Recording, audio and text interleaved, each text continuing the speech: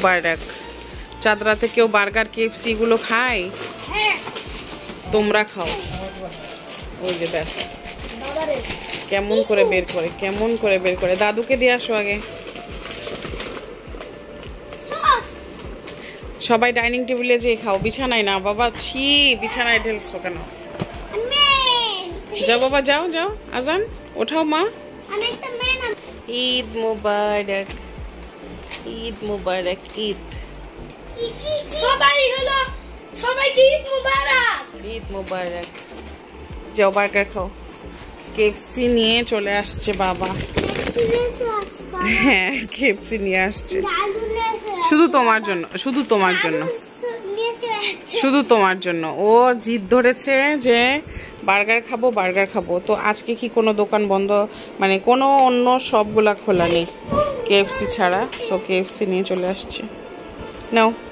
KFC খাওয়ার পরে ওরা দিবে হাতে মেহেদি। তো আমি ভাবলাম যে মেহেদিটা, আমার একটা প্লেট ছিল অনেক সুন্দর, তো প্লেটটাতে একটু ডেকোরেট করে নিই, আর বাচ্চারা একটু দেখলে খুশি হবে। আমার বাসায় যদিও মেয়ে বাচ্চা নেই, আর আমিও সচরাচর এত মেহেদি দেই না, আর ঈদে যখন দেই তা ওদের বাবার জন্য। আর এখানে নিয়েছি সেই কেএফসির ভিতরে ছিল টিস্যু, কেননা মেহেদি দেওয়ার সময় টিস্যু মানে খুবই জরুরি একটা জিনিস। সো আমার দুই বাচ্চাকে একটু মানে সিম্পলভাবে মেহেদি দিয়ে দিব। চাঁদ রাত মানেই কিন্তু মেহেদি। তুমি চাঁদ রাতে মেহেদি দিবা না, এটা কিন্তু আমাদের মানায় না। আসলে আসলে যে বাঙালি না ভাতে ভাতে বাঙালি, সেটা কিন্তু আমরা যারা মুসলিম, যারা আমাদের ঈদ আমরা সেলিব্রেশন করব, সেটা কিন্তু আমাদের চাঁদ রাত থেকেই শুরু হয়ে যায়। সো চাঁদ রাতের জন্য মেহেদি তো একদম ফিক্সড, আর মেহেদি না দিলে মনে হয় না যে এটা চাঁদ রাত। আসলে চাঁদ রাতের আনন্দ পুরোপুরি উপভোগ করা এই মেহেদির মাধ্যমেই হয়। তো আমি একে একে আজানের হাতে, তারপরে রেদওয়ানের হাতে দিয়ে দিব। আর আমি মেহেদি অত ভালো দিতেও পারি না, কি কি আঁকিয়ে দিচ্ছি সেটাতেই আমার আজান খুব খুশি। বাট আজানের না অনেক আগ্রহ আছে, আম্মু হাতে মেহেদি দিব, আমাকে দিয়ে দিও, অনেক সুন্দর। মানে সব সময়, এর আগে আমি যখন আমার বাবার বাসায় গিয়েছিলাম, ওই সময় যখন আমি হাতে মেহেদি দিয়েছিলাম, তো সবচেয়ে বেশি খুশি হয়েছিল আজান। ও খুব এক্সাইটেড, তো ওকে দিয়ে দিচ্ছিলাম, আম্মু এটা করে দাও, ওটা করে দাও। আসলে বাচ্চাদের তো আর আবদারের শেষ নেই। তো দুই বাচ্চাকে দেওয়ার পরে আমি আমার হাতে দিব সিম্পলভাবে।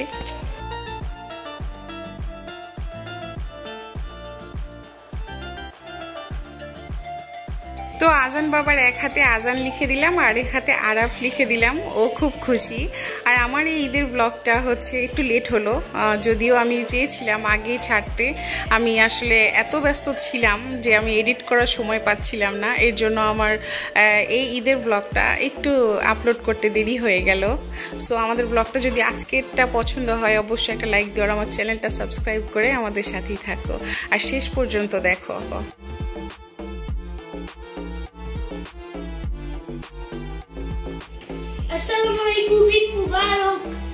ঈদ মুবারক। আমার বাবা রেডি হয়ে বসে আছে, এই তো তার নিউ পাঞ্জাবির নিউ লুক। দাদু আমাকে হলো 5 টাকা দিয়েছে। দাদু আগে সেলামি দেওয়া শেষ, দাদু সাজিয়ে দিয়েছে, সেলামিও দিয়েছে, আলহামদুলিল্লাহ।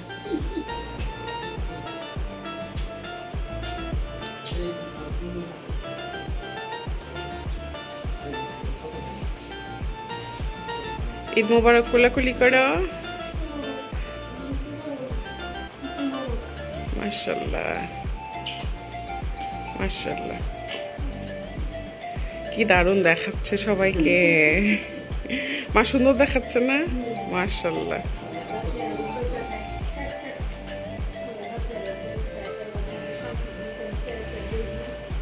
ঈদ মুবারক।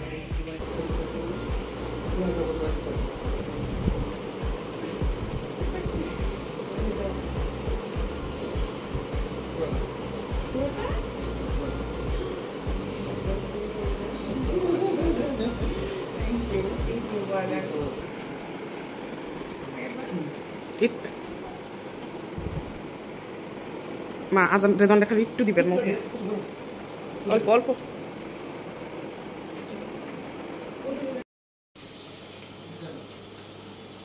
আসসালামু আলাইকুম, ঈদ মুবারক।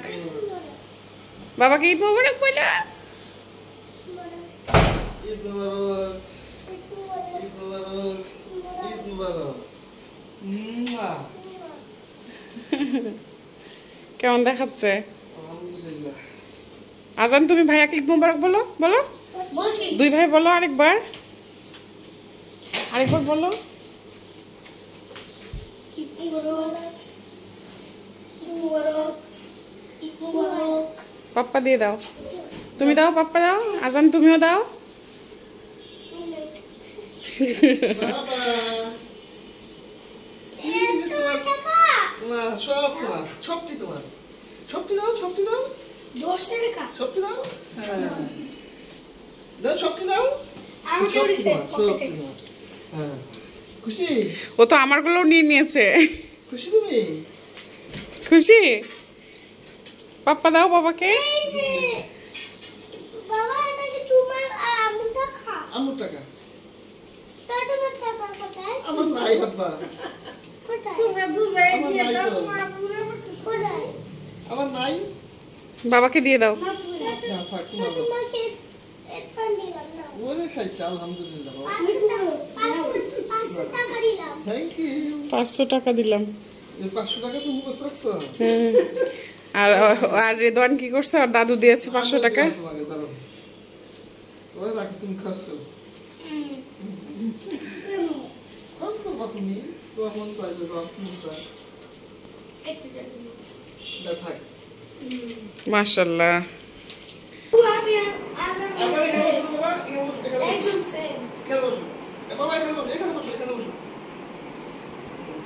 মাদার পাঞ্জাবি সুন্দর হয়েছে না? হ্যাঁ, মা ওইদিকে তাকাও, ঈদের দিন পোলাও কোরমা থাকবে না তা তো হতে পারে না। তো আমি 2 ধরনের সেমাই রান্না করেছি, আর হচ্ছে খিচুড়ি, ভুনা খিচুড়ি। আসলে আমাদের না একটা ট্র্যাডিশন আছে টাঙ্গাইলের, যে সকালবেলা ঈদের দিন খিচুড়ি খাওয়া চলে, খিচুড়ি আর খাসি মাংস। আর হচ্ছে দুপুরে হবে তোমার রোস্ট, পোলাও, আরও যত আইটেম। সো এটা দুপুরের খাবার ছিল, তোমার রোস্ট রান্না, গরুর মাংস, খাসির মাংস, সব কিছু মিলিয়ে। তো আমার সবচেয়ে বড় ঈদের দিনের গেস্ট হচ্ছে আমার কাজের আপাটা। আপাকে আমি ইনভাইট করছিলাম যে আপা অবশ্যই ঈদের দিনে এসে যেন আমার বাসায় 2টা খাবার খান। আর এইগুলো শুধু আমি ভ্লগের জন্য ছাড়ি না, আমার কেন জানি মনে হয় যে প্রত্যেকটা বিষয় ক্লিয়ার করাটা উচিত। আসলে আমাদের যারা দারোয়ান থাকে বলো, বা আমাদের বাসায় যারা হাউসমেট থাকে, তাদেরকে না আমাদের এই স্পেশাল দিনগুলোতে একটু ইনভাইট করে খাওয়ালে না আমাদের বরঞ্চ আল্লাহ তাআলা আমাদের উপরেই খুশি হবে, আমাদেরই ভালো। তাদের যে ভালো তা না, আমাদের বাসায় খেতে না পেলে আরেকটা বাসায় খেতে পায় তারা। সো এই জিনিসটা আমি মনে করি যে এটা সবারই উচিত। আর যারা আমার ব্লগ দেখছো, অবশ্যই আমি আশা করব তোমরাও এটা করবা। আর আমরা বরাবরই করি, আল্লাহ যেন মৃত্যু পর্যন্ত করায়। সো আমাদের কিন্তু দুপুরে খাবার দাবার শেষে এখন আমাদের ঘুরতে যাওয়ার পালা। তো আমার আজকে এগুলো শাড়ি, তোমার জুয়েলারি রেখেছি যে এই কয়েকটাই আমি পরবো। আর আজকে হচ্ছে যে তার স্পেশাল যে লিপস্টিকটা এনেছিল বিদেশ থেকে, সেই লিপস্টিকটা ইউজ করব। আর আমার এই যে ম্যাচিং যে স্লিপারটা, এটা কিন্তু তোমার ডক্টর সাজেস্ট, কেননা আমি একটু হেলদি দেখে, তোমার আছে না যে আমি কখনো উঁচু যে হিলগুলো থাকে সেগুলো পরে হাঁটতে পারি না। তো এই যে আমি রেডি হয়ে গিয়েছি। সো কেমন লাগছে অবশ্যই জানিও। আসসালামু আলাইকুম মাই ইউটিউব ফ্যামিলি, সবাই কেমন আছো? আলহামদুলিল্লাহ আমরা অনেক ভালো আছি। ঈদ মোবারক, ঈদ মোবারক, ঈদ মোবারক। ফাইনালি সেই সকাল থেকে এখন অবধি মাত্র আমি একটু সময় পেয়েছিলাম না, এখন সময় পেলাম। আর এখন বলতে জাস্ট দুপুরে একটু আজানকে খাইয়ে দিয়ে ওই প্লেটে আমি খাবারটা খেয়ে তোমার তাড়াতাড়ি রেডি হয়েছি, কেননা দিনের আলো শেষ হওয়ার আগে আমরা একটু ঘুরতে যাব। তো আলহামদুলিল্লাহ আমার ঈদটা অনেক ভালো কাটলো। তোমাদেরটা কেমন কাটছে সেটা আমাকে জানিও। আসলে পুরোটা কেমন কাটলো সেটা তো এখন বলতে পারবো না, যেহেতু এখন হচ্ছে বিকেল বেলা 4টা বাজে। তো আমরা এখন যাব বাইরে একটু ঘুরতে। সো আমরা এখন যাব ঘুরতে। আমাদের ব্লগটা শেষ পর্যন্ত দেখো, ভালো লাগলে অবশ্যই লাইক দিও, আমার চ্যানেলটা সাবস্ক্রাইব করে আমাদের সাথেই থেকো। কি যাও, ভিডিও করছি, আসতেছি। সো এই যে আমার শাড়ি আমি পরে বসে আছি। কেমন হয়েছে আমার শাড়িটা অবশ্যই জানিও। আর আমিও নতুন শাড়ি পরেছি, শাশুড়িও নতুন শাড়ি। এখন আমরা ঘুরতে যাব। আর যেহেতু আসলে আমার শাশুড়ি মা এখানে আছে, তো ওনাকে একটু বাইরে না নিয়ে গেলে কেমন আছে না, এমনিতে উনি আপসেট। আসলে দেখো, যতবার একটু ভিডিও করা স্টার্ট করছি, হয় আমার বাচ্চারা আসতেছে, না হয় একের পর এক ফোন আসতেছে। এখন ফোন করেছিল আসলে বড় ননদের হাজব্যান্ড, দুলাভাই ফোন করেছিল, সো একটু কথা বলে নিলাম। তো তোমাদের ঈদটা কেমন কাটছে অবশ্যই জানিও। আমার ঈদটা তো বাবা সেই সকালে ঢুকেছিলাম রান্নাঘরে, মানে রান্না করতে করতে করতে করতে অনেক টায়ার্ড আমি। এখন আমার মনই চাচ্ছে না যে আমি একটু ঘুরতে যাই অনেস্টলি, যে এখন আমি যদি মানে শুয়ে পড়তাম, ঘুমাতাম, খুব বেশি ভালো লাগতো। তবে আমার মনে হতো যে আমি এটা অনেক শান্তি মতো কাটিয়েছি। যদিও আসলে বাচ্চারা আছে, আমার শাশুড়ি মা আছে, আর ঈদের দিন একটু ঘুরে আসি, ওদের বাবাও আছে। কালকে কি হবে সেটা তো আর জানি না। সো আমাদের ব্লগটা শেষ পর্যন্ত দেখো। আর তোমাদেরকে আবারও ঈদের অনেক শুভেচ্ছা। ঈদ মোবারক, ঈদ মোবারক, ঈদ মোবারক। আল্লাহ সবার ঈদটা যেন ভালোভাবে কাটানোর তৌফিক দান করে। সো আমাদের ব্লগটা শেষ পর্যন্ত দেখো। আর আমাকে কেমন লাগছে অবশ্যই জানিও নিউ শাড়িতে। আর এই যে মেহেদি, এটা আমার হচ্ছে ন্যাশনাল, জাতীয় পতাকা থাকে, জাতীয় মাছ থাকে, আমার এটা জাতীয় মেহেদি। আর আজকে কাজ করতে করতে না দেখো কতগুলো মেহেদি উঠে গিয়েছে, বলা যায়। দেখো, তো আমি এটাই পারি, এটাই দেই, পারি কিছু না কিছু, বাট আছে না নিজের এখন আর মানে এনার্জি আসে না মেহেদি দেওয়ার, মনে হয় যে না থাক। তারপরও এই মেহেদিটা দিয়েছি ওদের বাবার জন্য, যাতে ও একটু খুশি হয়। আর ডান হাতে দিতে পারিনি, কেননা ওদের বাবা বলেছিল যে আসো দিয়ে দিই, আর পরে সময় হলো না, দেওয়াও হলো না, এই জন্য দিতে পারিনি। তো যাই হোক, মানে আজকে যদি ডান হাতে মেহেদি থাকতো, একটা মেহেদিও থাকতো না, কেননা কাজ করতে করতে সব শেষ হয়ে যেত। সো আমরা যারা হাউস ওয়াইফ তাদের তো কাজ থাকবেই, এটার মধ্যে আনন্দ, এটার মধ্যেই সুখ। সো কথা না বাড়াই দেখতে থাকো শেষ পর্যন্ত। বউ শাশুড়ি একদম মেম সাই হয়ে গেছে। এই ফ্যানটা বন্ধ করো। আসেন মা। মা আমাকে কেমন দেখাচ্ছে? খুব সুন্দর। মাশাআল্লাহ, মা আপনাকেও সুন্দর দেখাচ্ছে।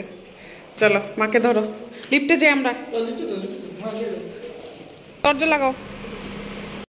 সো ঈদের দিন ঘুরতে বের হয়ে গেলাম, আর বের হয়ে পড়েছি আমরা 300 ফিটের উদ্দেশ্যে।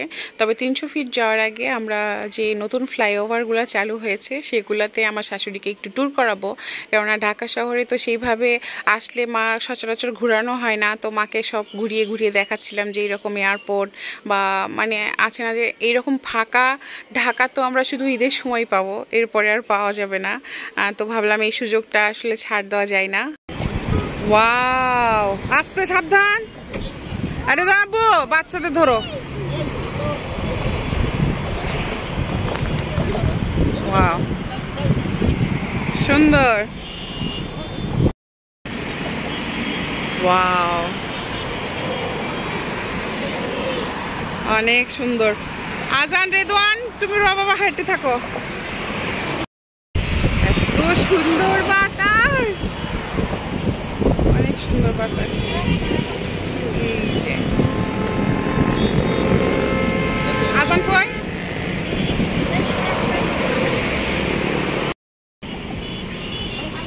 আল্লাহ মাফ করো, ওই যে গাড়িতে আগুন ধরে গিয়েছে।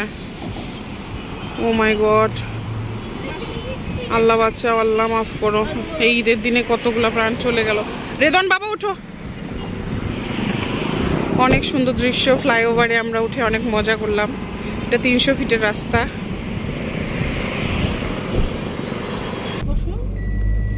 আরে আল্লাহ,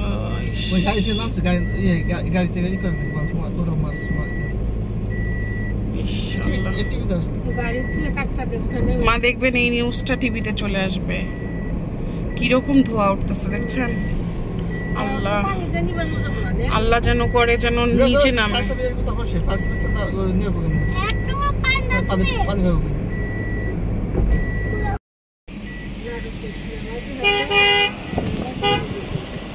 কেউ কি মারা গেছে? আল্লাহ,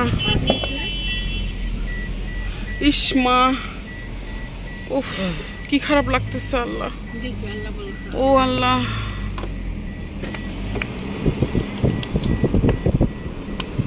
আল্লাহ, ও মাই গড,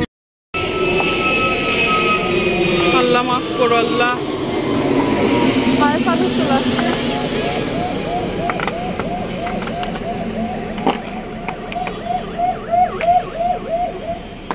আল্লাহ কত বাবারি, উষ্টে উষ্টে পড়তেছে কি জানি। ঈদের দিন আল্লাহ, আল্লাহ প্রাণে বাঁচাও আল্লাহ।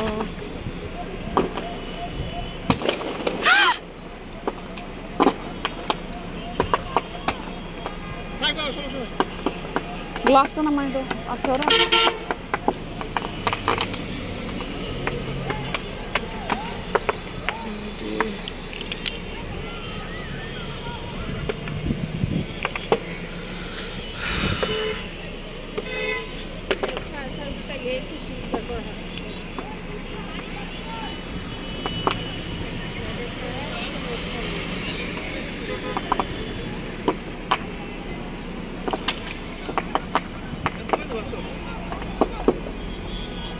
কে জানে তাদের কপালে এটা হবে। মা ঘুরতে আসছে, দেখছেন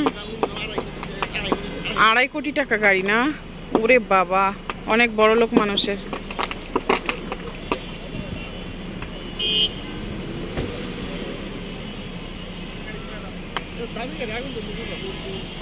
আরে কপালে ছিল, রিজিক বলো না, রিজিক, এটা রিজিক, সম্পূর্ণটা রিজিক, কপাল এটা। তো ঈদের দিনে একটু গুড়ি গুড়ি বৃষ্টিও হয়েছিল। আর আমাদের এই ঈদের এক্সপিরিয়েন্সটা লাইফ টাইম থেকে যাবে। অ্যাকচুয়ালি এত আনন্দ নিয়ে বের হলাম, কিন্তু এই ঘটনা ঘটার পর থেকে এতটা খারাপ লাগছিল যে নিঃশ্বাসের বিশ্বাস নাই। আমরা মানুষ অদ্ভুত এক প্রাণী, যে আসলেই মানে ওই সময়টাতে মনে হচ্ছিল এই পৃথিবী কিছুই না। চোখের সামনে এটা দেখলে না যে কারোরই কেমন যে লাগবে, মানে বোঝাতে পারছিলাম না।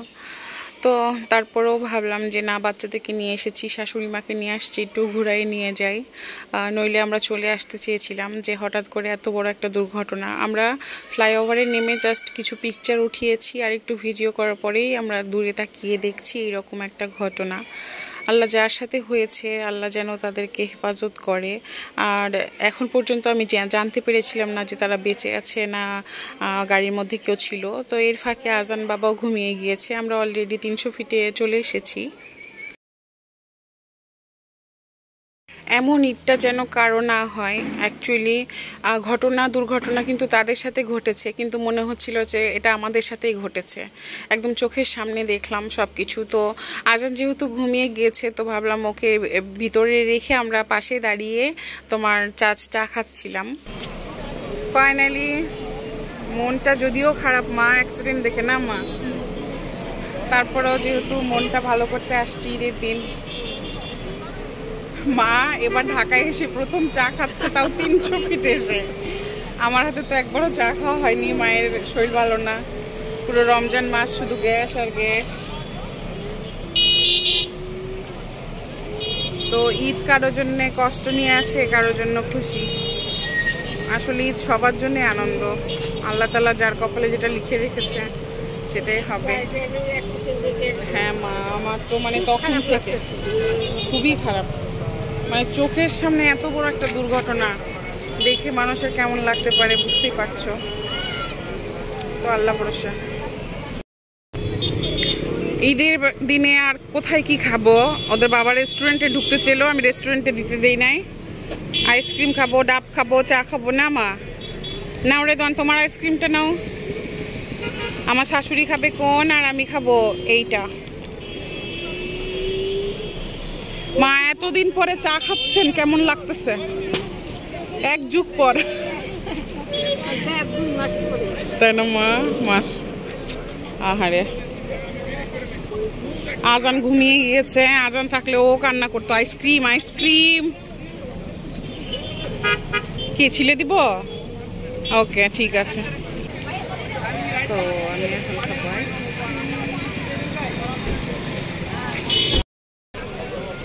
খুব গরম বাইরে। আইসক্রিম খেলাম, চা খেলাম, দনাজান গাড়িতে। এখন আর বাইরে কি করবো, চলে যাবো।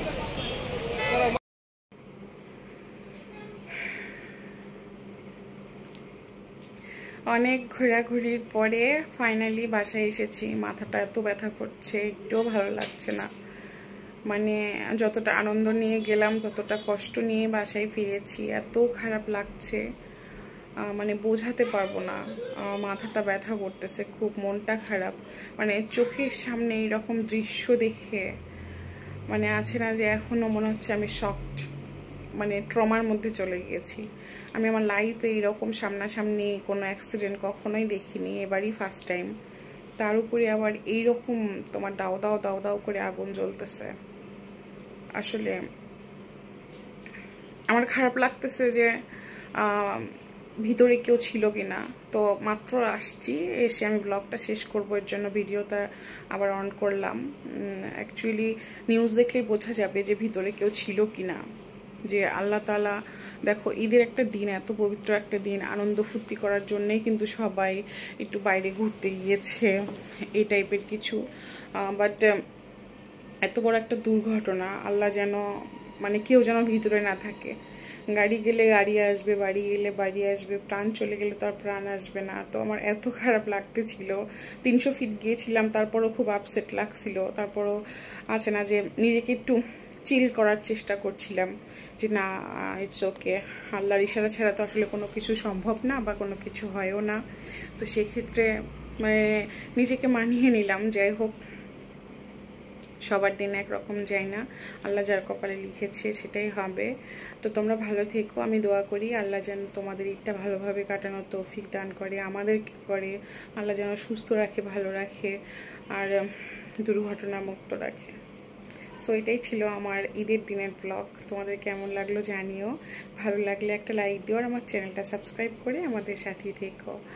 আর মনটা আসলেই খুব খারাপ, মানে তোমাদের সামনে যদি এরকম হতো তোমাদের কেমন লাগতো বলো। আমার মানে ভুলতে পারছিলাম না। আমার শাশুড়িও তাই বারবার শুধু অ্যাক্সিডেন্টের কথাটাই বলতেছে।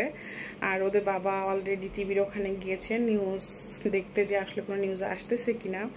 সো নেক্সট ব্লগে দেখা হবে, আমাদের সাথেই থাকো। ঈদের কিন্তু অনেক এক্সাইটমেন্ট নিয়ে অনেক ব্লগ আসতেছে, আমাদের সাথেই থাকো, দেখতে থাকো। আজকের জন্য আল্লাহ হাফেজ।